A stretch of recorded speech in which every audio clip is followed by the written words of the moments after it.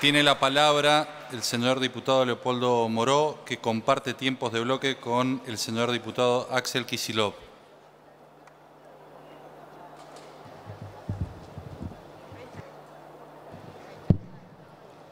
Gracias, presidente. Todos sabemos que esta ley tiene una enorme complejidad desde el punto de vista de los temas que aborda, que no son solamente o que no es solamente la fórmula de la movilidad jubilatoria. Así que yo me voy a concentrar en algunos temas que hasta este momento no han sido abordados, y yo creo que no han sido abordados a propósito, presidente. Los quieren ocultar, los quieren hacer pasar desapercibidos detrás de la enumeración en el artículo 3º de una serie de leyes, incisos. ¿Vieron ustedes cuando alguien quiere ocultar algo, lo oculta detrás de la nomenclatura de leyes y de incisos, que hay que hacer un gran esfuerzo para saber de qué se está hablando? Así que me voy a concentrar particularmente, presidente, en la afectación, en la quita que esto va a provocar, no en los jubilados, sino en los futuros jubilados, en los actuales trabajadores. Y de paso le voy a preguntar a los diputados de las provincias que no son de Cambiemos si también esto forma parte del compromiso que adoptaron, porque yo puedo entender que hayan adoptado un compromiso vinculado a la necesidad de financiar en lo inmediato a las provincias para compensar la plata que se le saca a los jubilados para dársela a Vidal. Pero lo que no entiendo es si los gobernadores asumieron también, y sobre todo los que se dicen justicialistas, el compromiso de bajarle el haber inicial a los futuros jubilados, porque no llego a comprender de qué manera esto puede beneficiar a las provincias, salvo que algún gobernador participe ideológicamente con la idea de llevar adelante este punto que pide el Fondo Monetario Internacional. El diputado Lustó planteaba con toda razón que había que hacer una discusión integral en el Consejo de Sustentabilidad Previsional. Tiene razón, pero es ingenuo el planteo. No quieren hacer una discusión allí, porque lo están modificando desde hace tiempo a través de caballos de Troya que van introduciendo paulatinamente para llegar a cumplir con todos los compromisos del Fondo Monetario Internacional. Por eso no hay ninguna discusión en ese Consejo de Sustentabilidad y no la habrá jamás. El primer gran caballo de Troya que metieron es la Ley de Reparación Histórica, que terminó reparando la mitad de lo que decían que iba a reparar, pero sí logró darle un impacto fuerte al financiamiento del sistema. Un financiamiento que este gobierno está atacando sistemáticamente. En primer lugar, con la propia Ley de Reparación Histórica que imaginaron Quintana y Lopetegui. En segundo lugar, con la caída de los aportes de empleo formal, porque se ha ido para atrás el empleo formal. Y en esa ley ya venía contenida una primera modificación, que es la extensión de la edad de las mujeres a 65 años y la disminución del haber mínimo de los jubilados, que a través de la figurita de la pensión a la vejez redujeron en un 20%. Así que esa fue la primera etapa. Por supuesto, como dijimos el otro día en la comisión, esa ley, ese caballo de Troya, además de producir ese cambio en el sistema previsional, por supuesto también sirvió para que en la panza del caballo de Troya metieran a través del blanqueo la posibilidad, y me parece importante subrayarlo, en honor a los periodistas que han sido censurados para que esto no se conozca, metieron en el caballo de Troya el blanqueo, que a través de un decreto inconstitucional que burló el Congreso de la Argentina, le permitió al hermano del presidente blanquear 622 millones de pesos, a Alejandro Peña Brown blanquear 109 millones de pesos, a Nicky Caputo, no podía faltar el amigo del presidente del Alma, blanquear 465 millones de pesos, a Mauricio, no es Mauricio Macri, por lo menos hay otros que se llaman Mauricio, pero que también blanquean. Torino Ortiz, el yerno de Pablo Crusellas, el secretario legal y técnico de la presidencia, 353 millones de pesos. A Marcelo Midling, que alguien dice que una vez le compró la empresa Calcaterra, si es que era de Calcaterra y no seguía siendo del presidente, 770 millones de pesos. Todo esto sumado a lo que blanqueó la familia Aguada, 2.500 millones de pesos.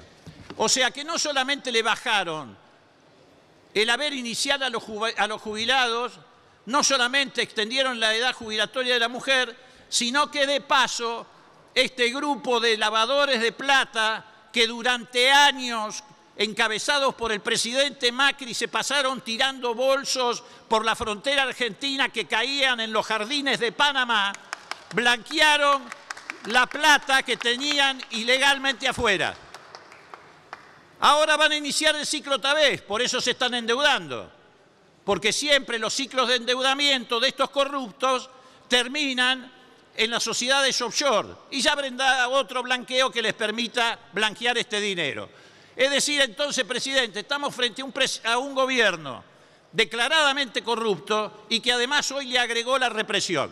Y ese gobierno quiere tener legitimidad para cambiar esta realidad de los jubilados.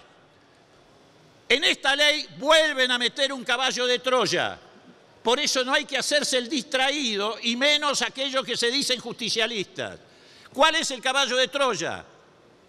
Cambiar el haber inicial para los nuevos jubilados, es decir, para los trabajadores. Modifican no solo la fórmula de actualización de jubilaciones, modifican la fórmula o el índice de corrección de quienes se van a jubilar si esta ley se aprueba después de esta aprobación.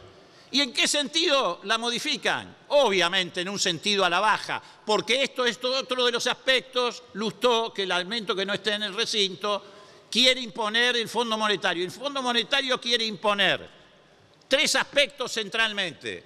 El cambio de la movilidad jubilatoria, que es esto lo que estamos discutiendo, aumentar la edad jubilatoria de las mujeres y modificar el haber inicial, y cambiar la fórmula de movilidad. Los tres aspectos se van a cumplir si se sanciona esta ley.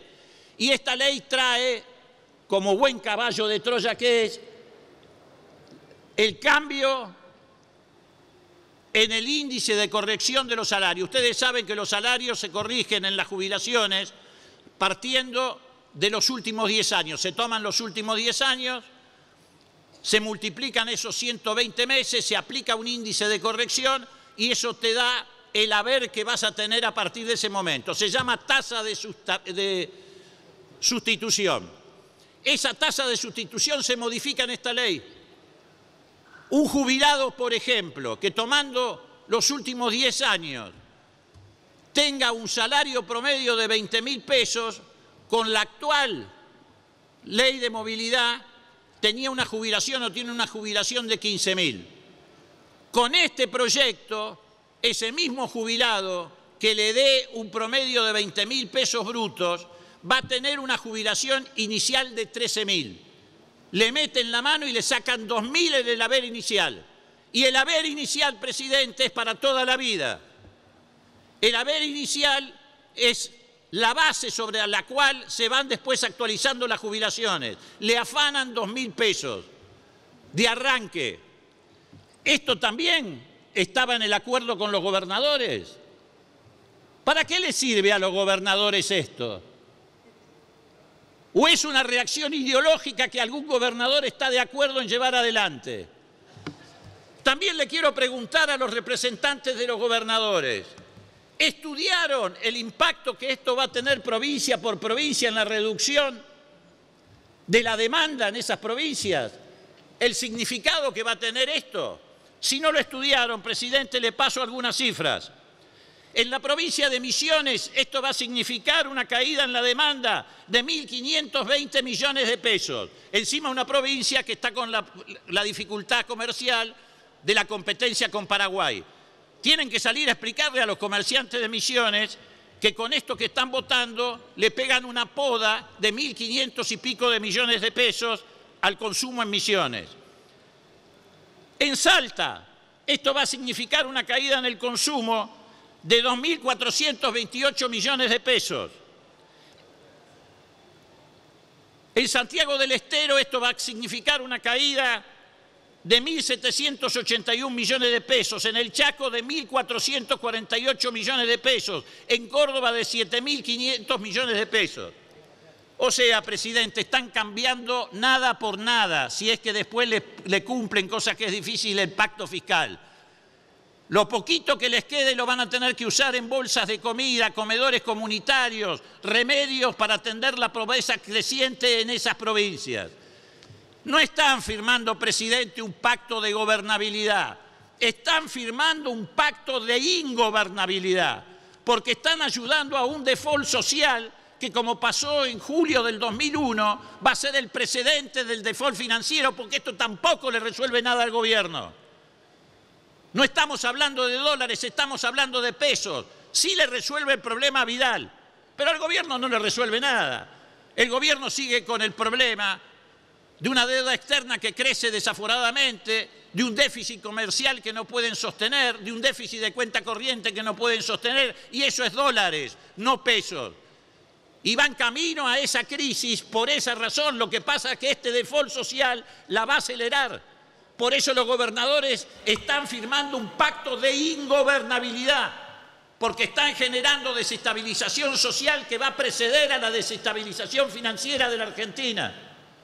Y lo que es peor, presidente, también hoy decía el diputado Lustó, que me alegro haya vuelto al recinto, estas cosas tienen que resolver el problema de la gente desde el momento del nacimiento al momento de la muerte. Esto agrava esa realidad. Acosan a la gente desde el momento del nacimiento al momento de la muerte. Y si no, veamos. Vaya redondeando, señor diputado. Disminuye los haberes de las mujeres embarazadas. ¿Era necesario sacarle por mes 120 pesos a las mujeres embarazadas? Las diputadas de este recinto van a votar eso en su condición de mujeres. Le sacan al hijo que estaba en la panza, si tiene asignación universal, le sacan 125 pesos.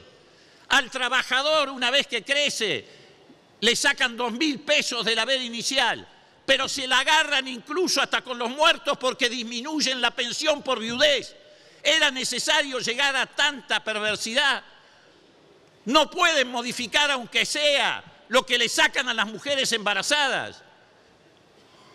No pueden reflexionar un momento sobre lo que están haciendo en la Argentina. Esto no es un problema de peronistas, del PRO, de radicales. Acá hay que ser argentino para tener una posición clara frente a este problema, presidente. Por eso los exhortamos a que lo estudien mejor.